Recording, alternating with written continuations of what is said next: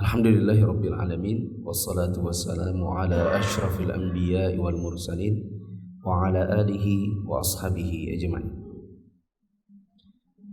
Teman-teman yang dirahmati Allah, kesempatan subuh hari ini kita akan bahas as-sulhu an inkar. Sulh atau perdamaian yang terjadi karena pengingkaran.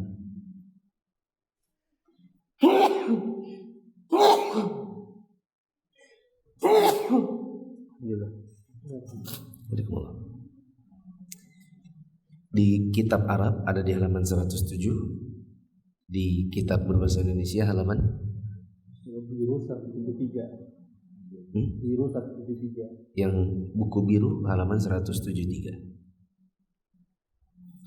Kata Syekh Shalih bin Fauzan, as-sulhu an inkarin wa ma'nahu an yadda'a atau an yadda'i syakhsun ala akhar bi'ainin lahu 'indahu aw bidayin fi dhimmatihi lahu fayaskutu al-mudda'a 'alayhi wa huwa yajhalu al-mudda'a bihi thumma yusalihu al-mudda'i an da'wahu bimalin halin aw mu'ajjalin, dan seterusnya. Coba dibaca. Sudah kata penulis Hafizahullah Ta'ala. Kedua, sulh karena pengingkaran. Gambarannya ialah bila seseorang mengklaim bahwa barang miliknya ada pada orang lain, atau mengklaim bahwa dia punya piutang pada orang tersebut, lalu yang diklaim itu karena dia tidak tahu tentang klaim tersebut, kemudian dia berdamai dengan yang mengklaim dengan memberikan sejumlah harta baik tunai maupun tempo, maka perdamaian semacam ini diperbolehkan menurut pendapat mayoritas ulama. Dalilnya adalah sabda Nabi sallallahu alaihi wasallam, sulh itu boleh di antara kaum muslimin kecuali sulh yang mengharamkan yang halal atau menghalalkan yang haram. Hadis ini diriwayatkan oleh Imam Abu Daud dan Imam At-Tirmidzi. Imam At-Tirmidzi mengatakan hadis ini hasan sahih, sedangkan Imam Al-Hakim mensahihkannya. Nah, kalau ada orang mengklaim, kamu dulu pernah pinjam barangku tapi belum balik. Lalu yang didakwa tidak mengakui hal itu. Masa sih, kayaknya udah balikin. Aku yakin itu kayaknya udah balikin, tapi juga sebenarnya ndak yakin amat, ndak punya bukti juga. Kamu ingat gak, kamu pernah ngutang sama aku sekian? Kayaknya nggak ada. Ada, waktu itu kejadiannya begini dan begitu. Oh enggak, kok nggak jadi waktu itu? Jadi, kamu belum balikin duitnya. Lalu terjadi pengingkaran yang dilakukan oleh orang yang didakwa. Kemudian mereka berdamai dengan cara yang didakwa, dia menuntut hak sebagian atau seluruhnya, lalu diberikan oleh orang yang didakwanya. Ini namanya sulh pengingkaran. Terus Umar radhiyallahu ta'ala anhu juga pernah menulis hadis ini lalu mengirimkannya kepada Abu Musa al-Asy'ari radhiyallahu ta'ala anhu. Artinya hadis ini layak dijadikan dalil karena alasan-alasan tersebut. Bolehkah sulh seperti itu? Jawabannya, mayoritas ulama menghukuminya mubah. Karena Nabi SAW mengatakan as-sulhu jaizun bainal muslimin. Sulh atau perdamaian secara umum itu boleh buat kaum muslimin, bisa dilaksanakan di antara kaum muslimin. Di antara para sahabat seperti Umar juga mengamalkan dalil ini untuk mengadakan sulh di antara kaum muslimin, termasuk di antaranya sulh ingkar.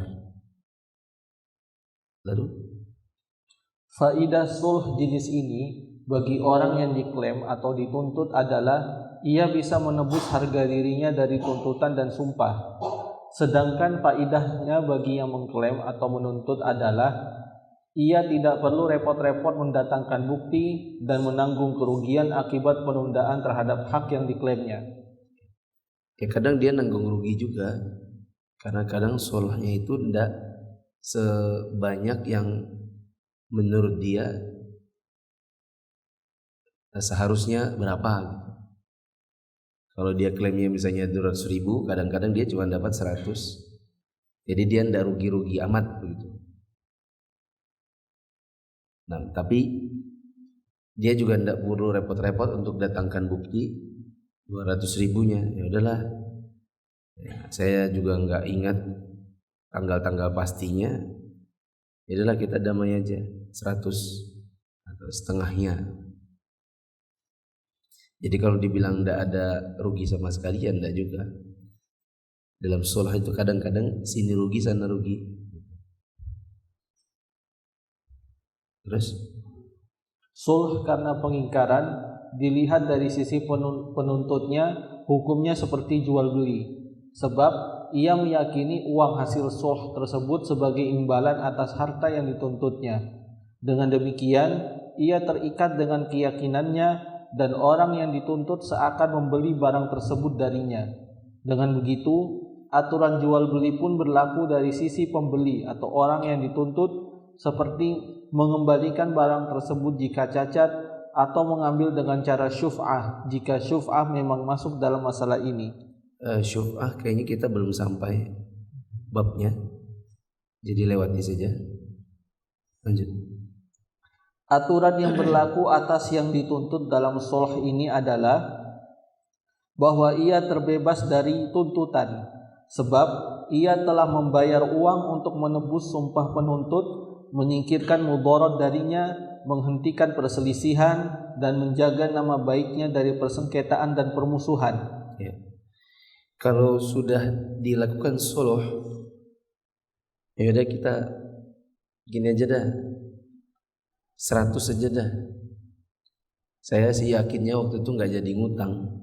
Tapi kalau kamu bilang aku dulu jadi ngutang, ya udahlah, berapa? 200 kan?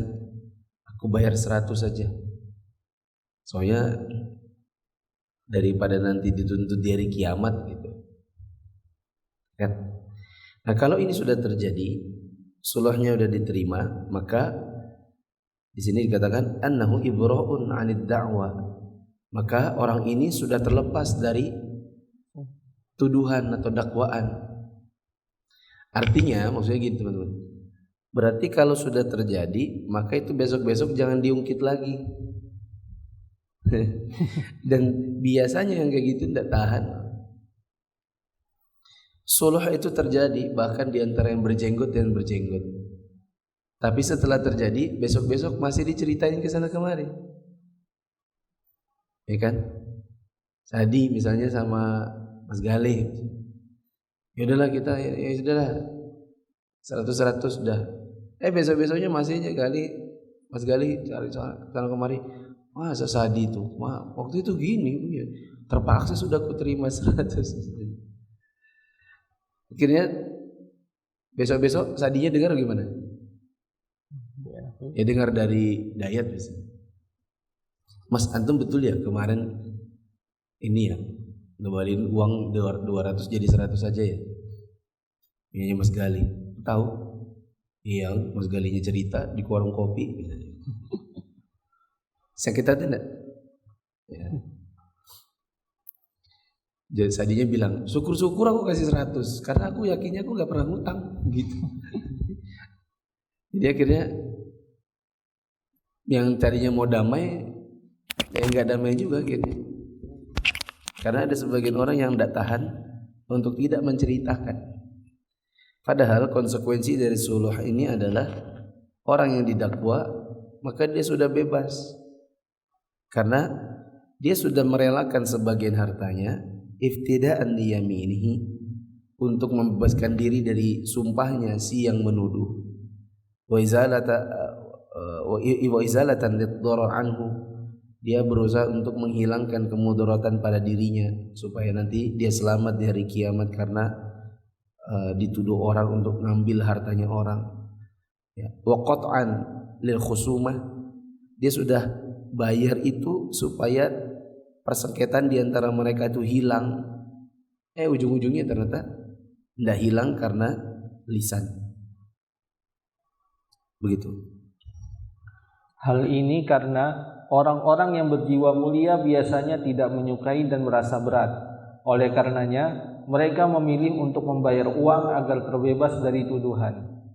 Bila ia mendapati barang yang didapatinya dari sulh tersebut memiliki cacat, ia tidak berhak mengembalikannya.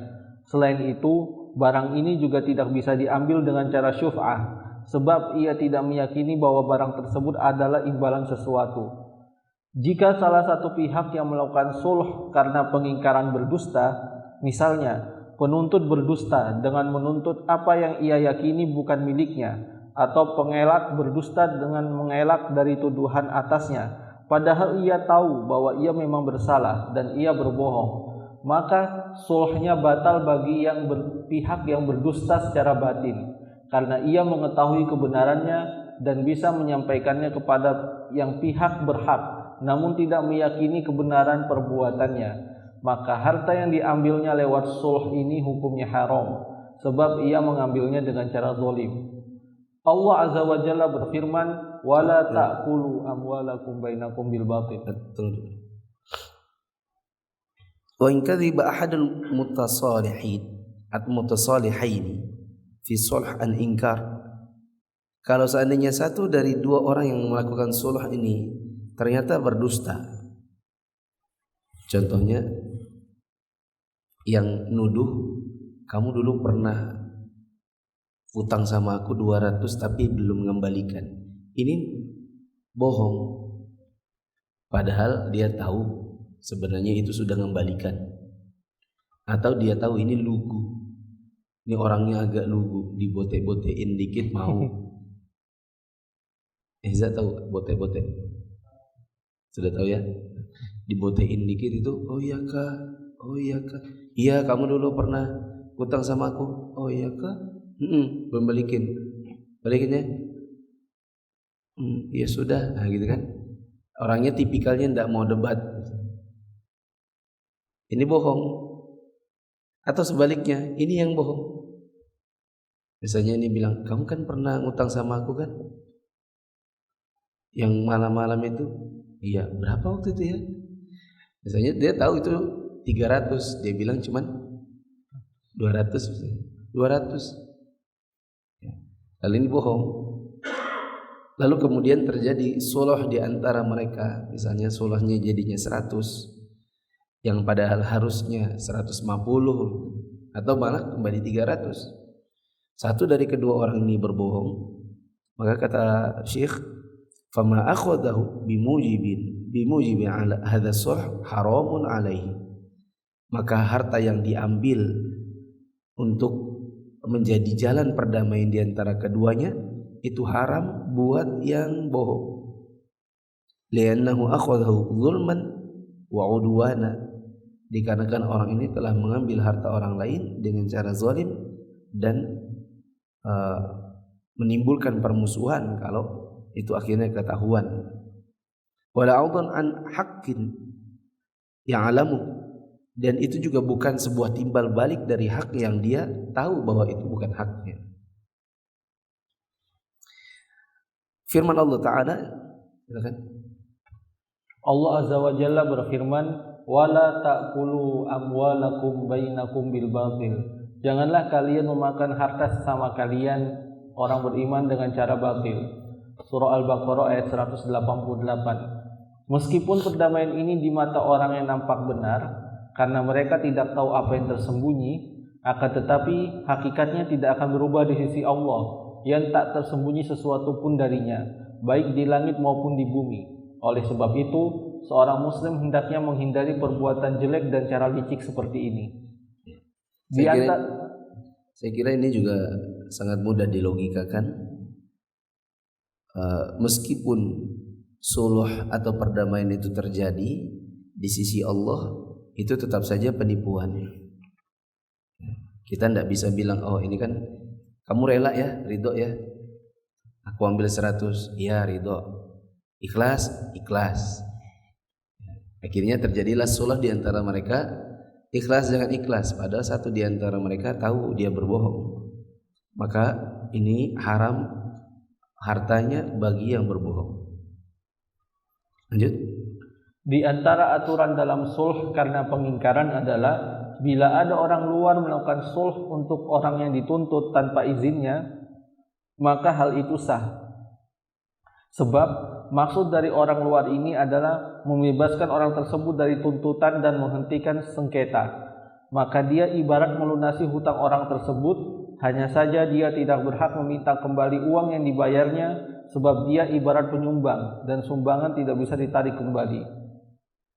Sulh sah dilakukan untuk hak yang tidak diketahui, baik itu milik mereka berdua atau salah satunya, jika memang hak tersebut tidak mungkin diketahui. Contohnya, hitung-hitungan yang pernah terjadi di antara mereka di masa lampau, hingga masing-masing tidak tahu pasti berapa hak saudaranya. Coba diulang tadi. Sulh sah dilakukan untuk hak yang tidak diketahui, baik itu milik mereka berdua atau salah satunya, jika memang hak tersebut tidak mungkin diketahui. Sulh itu boleh dilakukan untuk sebuah hak yang tidak lagi diketahui. Idza kana hadzal majhulu yata'adzaru 'ilmuhu. Jika hak yang tidak diketahui atau yang majhul ini memang yata'adzaru 'alaihi yata'adzaru 'ilmuhu, ada uzur untuk tidak diketahui. Contohnya apa? Madu 'alaihi zamanun tawil. Contohnya adalah kahisabin bainahuma madu 'alaihi zamanun tawil. Contohnya hitung-hitungan yang sudah terlalu lama, dan karena saking lamanya la ilma likulli minhuma amma alaihi li sahibihi, sampai-sampai kedua orang ini sama-sama tidak ada yang tahu berapa tidak ada yang tahu berapa haknya saudaranya. Contohnya ketemunya utang piutangnya itu terjadi misalnya di hari kelulusan, ya kan? Hari lulusan SMA, waktu itu mau makan-makan, terus ada teman bilang, aku pinjam dulu uangmu ya, nanti aku ganti. Setelah itu masing-masing sibuk sama urusan STTB, surat tanda tamat belajar, kan, cap 3 jari, daftar kuliah. Ada juga yang langsung pergi ke Samarinda, ada yang kuliahnya di Jogja. Nah, sejak saat itu nggak pernah ketemu. Begitu ketemu sama-sama diterima di perusahaan yang sama. Akhirnya ngobrol-ngobrol, kamu masih ingat gak hari terakhir kita sekolah, pas lulusan kamu pinjam uang? Iya ya, 4 tahun. Iya, berapa ya waktu itu ya? Berapa ya? Akhirnya sama-sama nggak ada yang tahu. Nah, sulh untuk hak yang sama-sama tidak diketahui itu boleh. Ini kita ndak goror kah? Siapa tadi yang ngomong gitu ya? Ndak goror kah ini? Kan sama-sama ndak tahu. Catatannya nggak ada, SMS-nya nggak ada, sudah hilang. Bukan zaman SMS lagi, zamannya zaman WA, kartunya juga sudah rusak. Jadi mau ngecek berapa dulu perjanjiannya juga sudah tidak ingat. Kenapa ini boleh? Silakan. Apa dalilnya? Dalil dibolehkannya hal ini adalah sabda Nabi SAW kepada 2 orang yang berselisih tentang harta warisan yang telah dihabiskan mereka berdua. Beliau SAW bersabda, istahima wa tawakhayal haqqa wal yuhallil ahadukum sahibahu. Berbagilah dan dekatilah kebenaran semampunya, lalu hendaklah salah satu dari kalian menghalalkan temannya. Alasan lainnya adalah ada 2 orang yang mereka bersengketa dalam hak waris yang mereka sama-sama habiskan. Akhirnya Nabi cuman berikan solusi untuk sulh di antara mereka. Caranya adalah coba diperkirakan angka yang paling mendekati, lalu jadikan itu sebagai patokan untuk berbagi. Nah, jadi berapa dulu ya waktu kita akhir lulusan itu? Waktu itu kita mau makan di bakso SMA Gunung Pasir. Waktu itu kan bakso SMA harganya sekian. Kalau ditambah inflasi sekarang ya berapa itu? 15.000 tambah 30%-nya 15.000, ya 20.000 lah. Masa sih? Ya 20.000 daripada di hari kiamat tagih 20.000. Ya sudahlah 20.000. Maka ini boleh. Dari lainnya, alasan lainnya adalah sulh ini merupakan pengguguran hak. Karenanya ia sah dilakukan atas sesuatu yang tidak diketahui sebab adanya hajat. Selain itu, hal ini juga agar tidak menyebabkan hilangnya harta atau terus-menerus menanggung beban.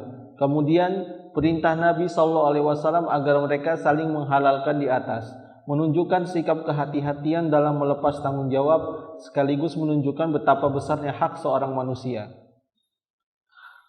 Sulh sah dilakukan atas kisos dengan membayar diat yang sesuai ketetapan syariat, baik lebih sedikit ataupun lebih banyak. Karena harta yang dibayar dalam akad sulh bukan suatu keharusan, sehingga ganti rugi tidak berfungsi sebagai penggantinya. Sulh tidak sah dilakukan atas hak. Sulh terhadap kisos, misalnya ada orang membunuh, lalu kemudian harusnya dikisos si pembunuhnya ini, maka diadakan sulh dengan membayar diat. Diatnya berapa? Harusnya 100 ekor unta. Tapi ada yang misalnya ditawar, bisakah setengahnya saja? Karena waktu itu sebenarnya dia juga ya ada faktor kesalahan. Terjadi pembunuhan ini karena si korbannya juga ada salahnya. Lalu akhirnya diterima, ya udah lebih sedikit nggak apa-apa. Ya, maka ini juga diperbolehkan. Lanjut. Sulh tidak sah dilakukan atas had, sebab had disyariatkan untuk mencegah tindak kejahatan. Selain itu, had juga merupakan hak Allah dan hak masyarakat. Dengan adanya sulh dalam had, maka hak Allah menjadi batal dan masyarakat tidak mendapat manfaat darinya, di samping memberi keleluasan para penjahat untuk melakukan tindak kriminal.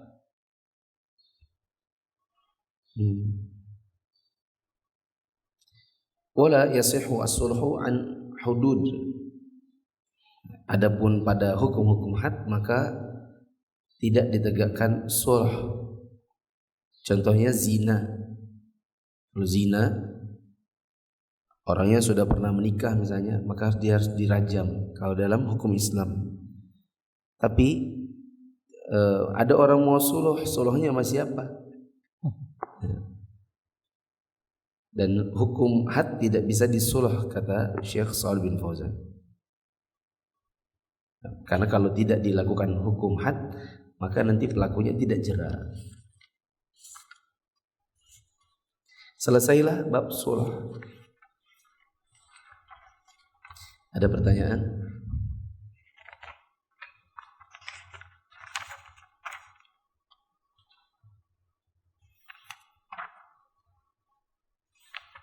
Dana ulang kita.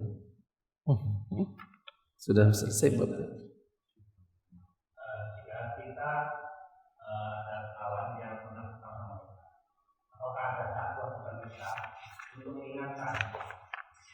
Misalnya anak satu pinjam 6 bulan kemudian akan saya bayar ya, terus sudah 6 bulan. Yang utang itu tidak ada ngomong apa-apa. Wajibkah kita mengingatkan kembali? Dan apabila tidak kita lakukan, apakah kita berdosa? Wajibkah? Tidak wajib. Kalau kita tidak ingatkan, berdosakah? Kita tidak berdosa. Tapi yang lebih utama adalah mengingatkan.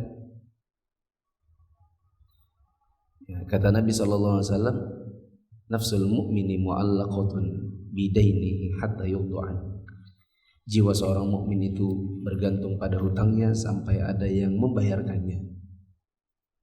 Nabi hadir melayat kematian seorang sahabat. Kemudian Nabi tanya, "A'alaihi dain?" Saudara kali ini punya hutang atau tidak? Ada yang jawab, dirhaman. Iya, dia punya hutang 2 dirham. Maka Nabi bilang, "Shallu ala sahibikum." Silakan kalian sholatkan saudara kalian ini. Nabi tidak mau sholatkan karena wafat dalam keadaan masih ada hutang. Sampai ada yang bayarkan baru Nabi mau sholatkan. Nah, kita sebenarnya tidak punya kewajiban untuk mengingatkan. Yang wajib itu orangnya yang hutang, dia wajib ingat. Ya tidak? Tapi kalau kita ingatkan itu lebih utama, lebih baik, supaya bisa menyelamatkan saudara kita, menyelamatkan dari kelupaan. Karena ada kalanya orang itu dia bukan tidak mau bayar, tapi dia itu memang lupa. Saya ulang. Jadi yang ngutang wajib ingat. Yang ngutangin lebih utama untuk mengingatkan kalau temannya lupa. Bisa dipahami, Pak? Catatan, diingatkan kalau lupa. Adapun belum jatuh tempo, enggak usah diingatkan, seolah-olah antum enggak ridho. Sadi ngutang sama saya, janjinya 2 bulan. Baru 1 bulan sudah nagih. Jangan lupa ya utangnya. Ya. Mengingatkannya nanti aja, kan belum jatuh tempo. Begitu. Tapi yang ngutang juga jangan lupa atau pura-pura lupa. Bagaimana caranya? Ya catat di handphone kah? Catat di Google Calendar kah? Jatuh tempo tanggal sekian gitu, supaya tidak lupa. Nah, ada pertanyaan? Gimana kita mengedukasi kalau misalnya ada tamu terus kalau menulisnya, ada lagi menulisnya untuk Lunasin.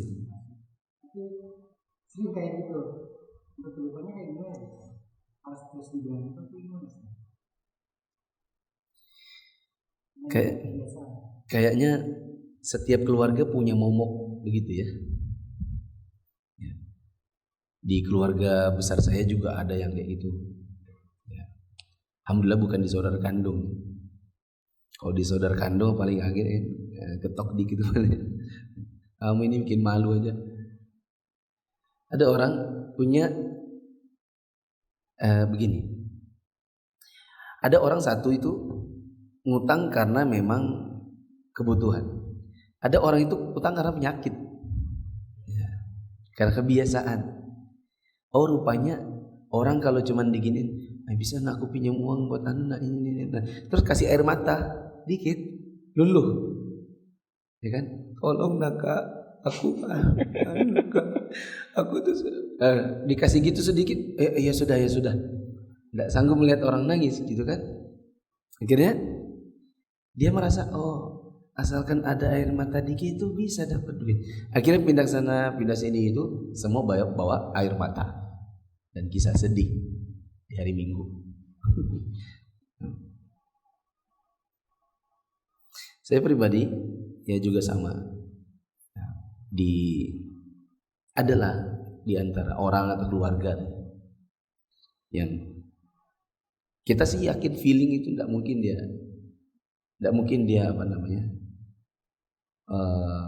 amanah. Yakinnya gitu. Apalagi memang yang lain juga ngomong gitu. Maka saya pribadi kalau pengalaman apa yang saya kerjakan saya tidak bantu. Biarkan saja dia bertanggung jawab.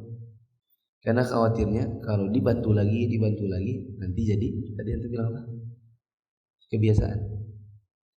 Dari kebiasaan ini lama-lama jadi penyakit. Begitu. Jadi saran saya nggak usah dibantu. Biar dia tanggung jawab. Biar dia rasakan. Gitu. Ada umat datang ke kantor. Ya kira-kira 2017, 5 tahunan lalu lah. Mau konsultasi Ustadz. Ya namanya orang sudah datang kan tidak mungkin diusir. Kenapa Om? Boleh saya minta waktunya? Sudah janjian? Belum sih. Ya udah silakan duduk. Ini Ustadz saya intinya adalah dia pegang uangnya orang buat arisan. Jadi bandar arisan lah gitu. Uangnya itu kepake. Nah, sekarang saya dikejar-kejar sama yang punya uang. Bisa gimana ya Ustaz ya? Gimana?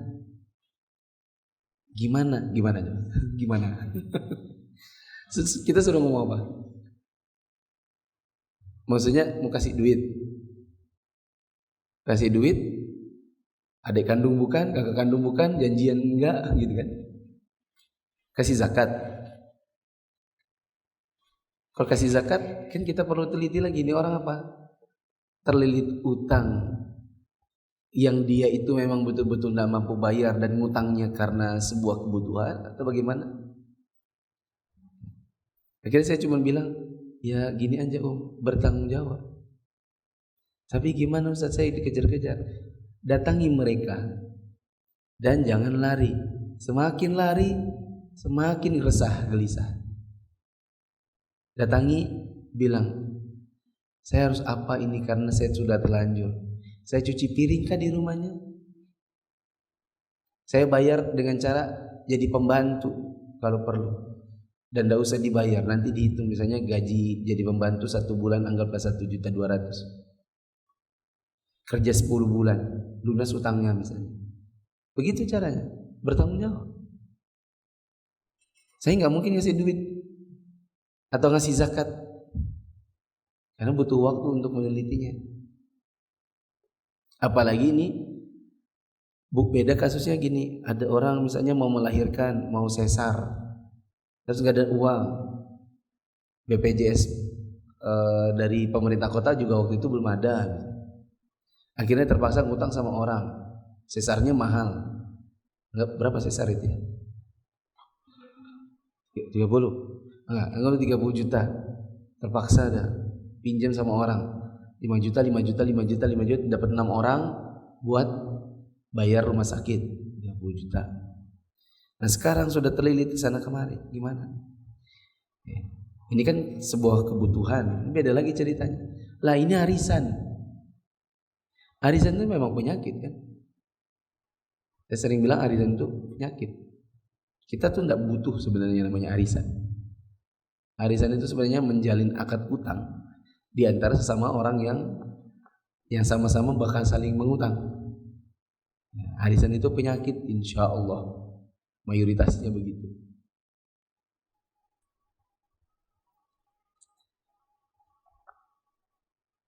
Jadi nggak usah dibantu. Itu kalau saya. Dan baru-baru ini ada yang datang begitu karena saya nggak ada di rumah, jadi nelpon saya ke rumah, terus mulai menangis di telepon. Saya ini. Oh ya, saya pikir dulu ya. Saya pikirkan, terus saya nelpon karena dia sebut satu nama. Saya gini, sebenarnya Ustadz, saya biasanya dibantu sama Sadi. Jadi tapi hari ini Sadi nggak bisa bantu. Siapa tahu Ustadz bisa bantu. Dia sebut satu nama, saya telepon Sadi. Antum benar pernah ngutangin ini? Iya. Jadi gimana Di? Saran saya sih nggak usah Ustadz. Uang saya aja waktu itu setengah mati baliknya. Bilang 1 bulan 1 tahun baru balik. Itu pun dikejar-kejar. Ya udah nggak usah. Nelfon lagi, apanya saya nggak bisa. Tapi ini, iya tapi saya juga nggak bisa. Gitu. Pertanyaan?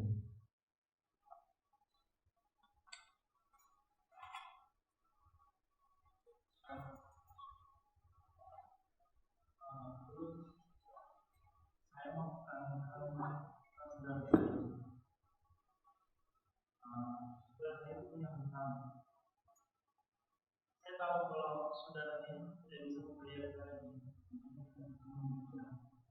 tapi orang tua saya mengingatkan saya untuk meminjamkan saudara ini. Nah, saya tadi itu keputusannya, karena ini kan permintaan orang tua saya. Karena saya tahu saudara ini tidak bisa memberikan. Nah, saya sudah dengan tahu juga bahwa sudah dapat rezeki. Oh, sudah dapat rezeki. Iya, saya mau untuk menagih karena itu dari orang tua saya yang minta untuk membantu si saudara saya ini. Nah, maka saya harus meminta langsung ke dia dan tanya melalui orang. Kalau bahasa mana itu ya? Mana-mana. Bahasa apa itu mana-mana? Mana-mana. Paham kan maksudnya? Artinya apa? Yang mana aja? Iya. Antum punya 3 pilihan. Pilihan pertama, tagih langsung. Boleh. Pilihan kedua, tagihnya lewat orang tua. Kan mama dulu yang suruh. Nah, sekarang dia sudah dapat uang, mama yang tagihkan. Boleh juga. Pilihan ketiga, putihkan. Tidak usah ditagih. Dulu dia ngutangnya kenapa? Oh, buat nutupin. Waktu itu utang penyakit atau utang kebutuhan? Oh, jadi istrinya berhutang. Suaminya nutupin. Untuk nutupin suaminya, antumnya tutupin. Ya.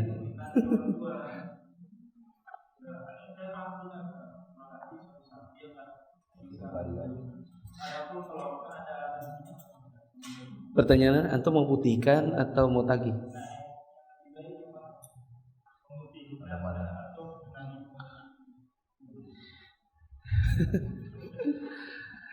Ada sebagian orang diputihkan, ternyata itu menguntungkan. Maksudnya menguntungkan ini bagi dia sesuatu yang cara jalan dapat uang itu ada jalan pintas yang lain, lalu jadi penyakit. Ada orang yang diputihkan itu tidak jadi penyakit, tapi itu ya jadi nikmat buat dia yang ke depan dia tidak akan ulangi lagi. Antum melihatnya yang mana?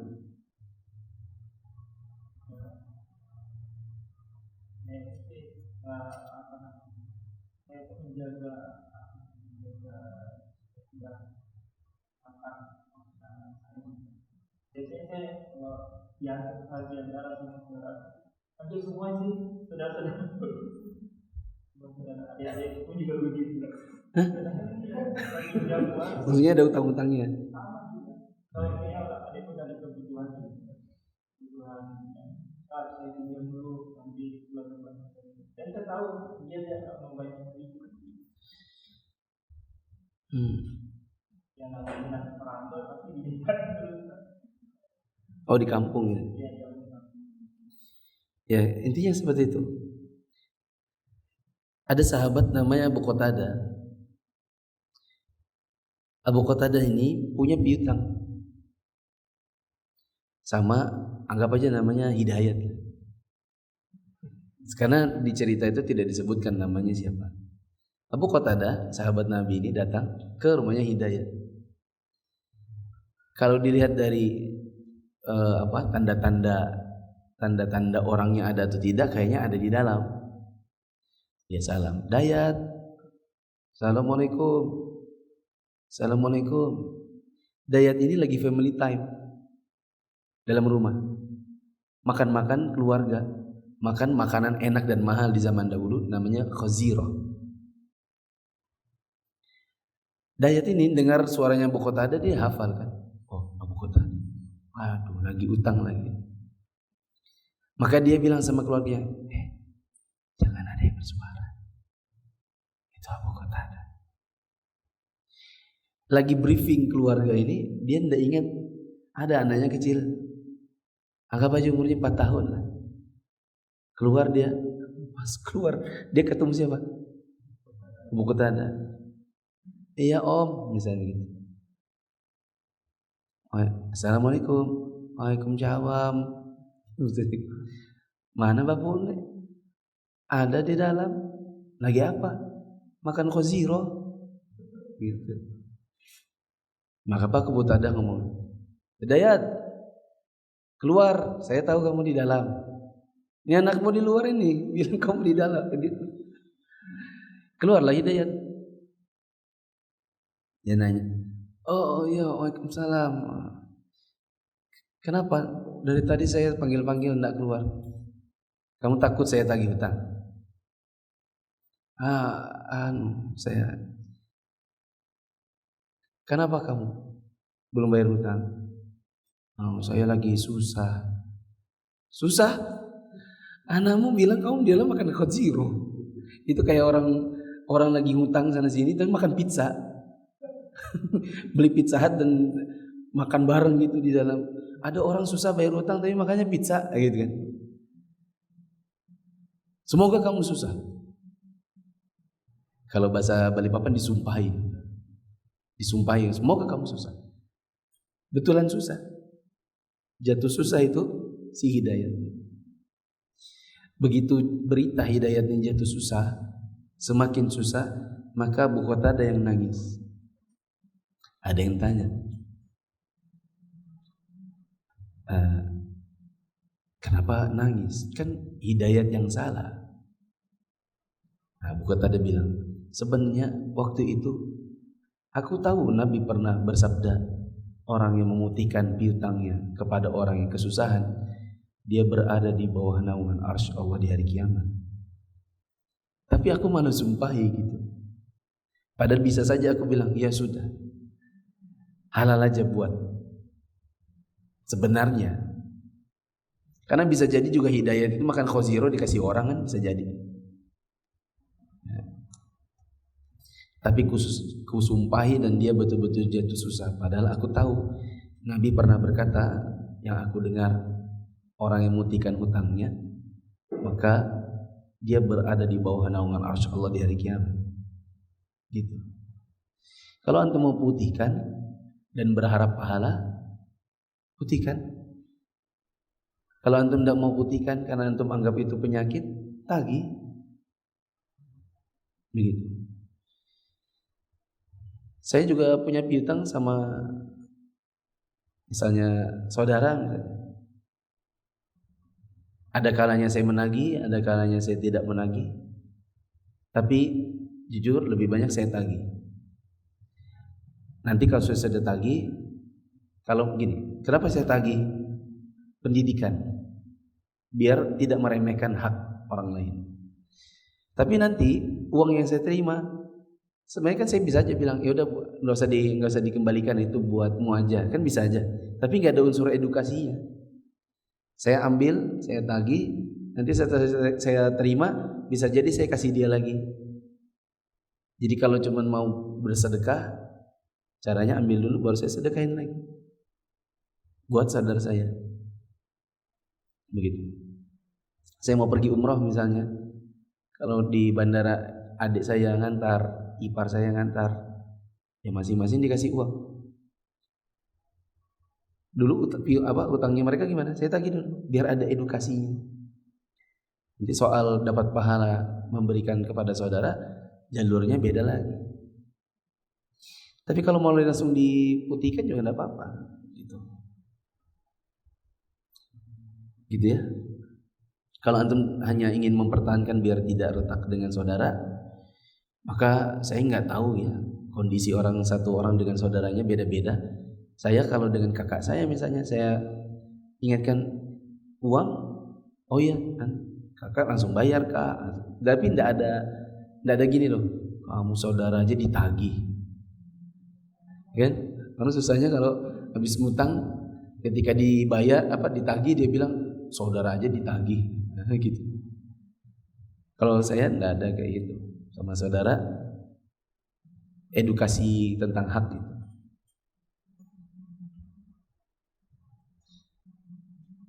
0621 sudah waktu syuruk kah? 26, 5 menit lagi. Ada pertanyaan?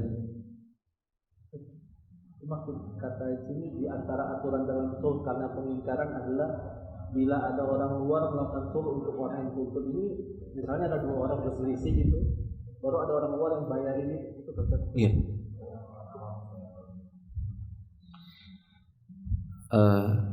Coba sini. 107 tadi. Coba antum baca. Di antara aturan dalam sulh karena pengingkaran adalah bila ada orang luar melakukan sulh untuk orang yang dituntut tanpa izinnya, maka hal itu sah. Sebab saya tunggu dulu. Sulh an ingkar. Ya, coba. Di antara aturan dalam sulh karena pengingkaran adalah bila ada orang luar melakukan sulh untuk orang yang dituntut tanpa izinnya, maka hal itu sah. Ya.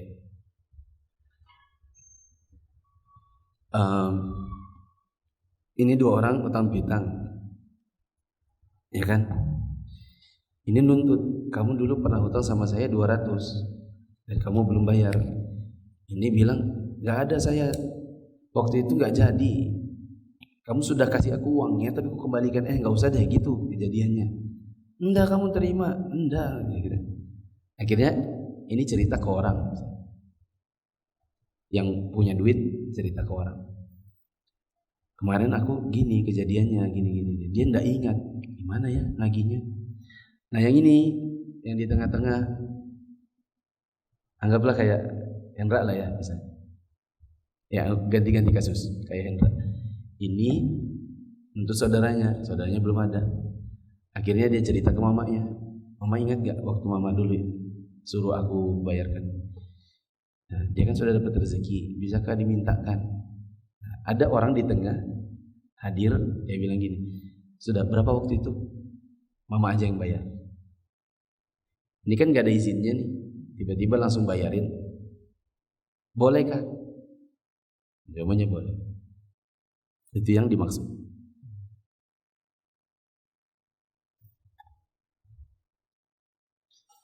Ada pertanyaan? Paham gak nih barusan? Kayaknya Sadin udah paham. Paham?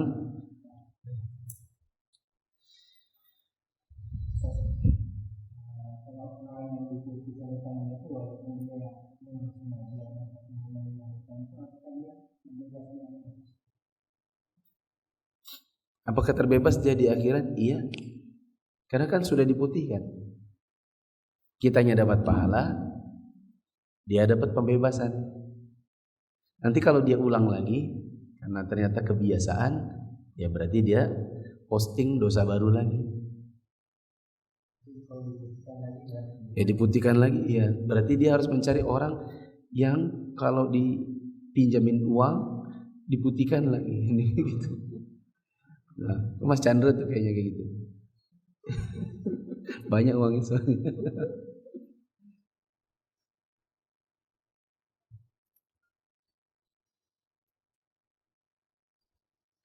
Masih ada pertanyaan?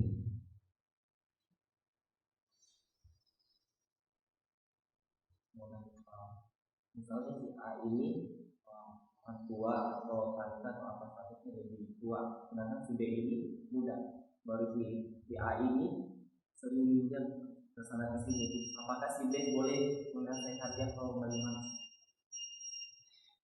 Seperti kasusnya Hendra tadi. Misalnya yang ngutang itu kakaknya misalnya. Bagus kalau dia manfaatkan itu untuk menasihati saudaranya. Ya. Kebetulan yang saya bilang berapa waktu lalu datang ke rumah dan nangis-nangis itu lebih tua dari saya beberapa tahun ya. 6 tahun lah. Ya. Ya kita bisa nasihatin. Paling bagus itu, Kak, ya apa adanya. Hidup itu paling enak sesuai kemampuan. Gitu kan maksud Anda? Paling bagus dia nasihatin. Nah cuman nasihat itu susah. Paling enak itu kalau yang nasihatin lebih tua, kakaknya nasihatin adiknya, iya. Tapi kalau adik nasihatin kakak sulit. Tapi kalau bisa lakukan, jangan tidak. Karena banyak orang itu ngutangnya bukan karena kebutuhan, bukan kebutuhan hidup, tapi gaya hidup. Jadi kita nasihatin ke mereka, ya mungkin gaya hidupnya yang perlu diganti, Kak. Kita kalau belum sanggup iPhone 13, Xiaomi itu sama sekali tidak tercela. Bagus speknya. Banyak spek yang bagus, tidak mesti iPhone. Nah, ada kan orang itu banyak utang tapi gayanya parlente, jaketnya, sepatunya, nanti kadang dia dipamerkan lagi, misalnya lagi kakinya goyang terus.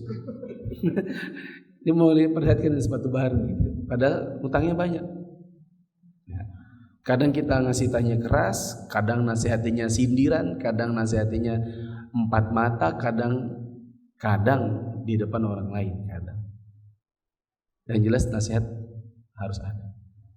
Subhanakallahumma wa bihamdika asyhadu an la ilaha illa anta astaghfiruka wa atubu ilaik. Wassalamualaikum warahmatullahi wabarakatuh.